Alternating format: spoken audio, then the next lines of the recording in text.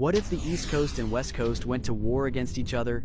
Well, if the East and the West Coast went to war against each other, it will be very interesting as they are complete opposites of each other. On one hand, you have West Coast very focused on climate change laws, and on the other hand, you have the East Coast focused on the financial and corporate power, which kind of makes sense given that New York City is the biggest city in the country. East Coast will take the W in land area as the total land area of the East Coast is approximately 2 million square miles in contrast to West Coast's 1 million square miles. But the West Coast will take W in terms of economy with a total GDP of approximately $4 trillion, which is bigger than the GDP of Germany, India, and United Kingdom. But East Coast will take the W in terms of education as the East Coast has one of the best educational institutions in the entire country with Ivy League colleges like Harvard, MIT, Yale, Princeton, and Columbia University.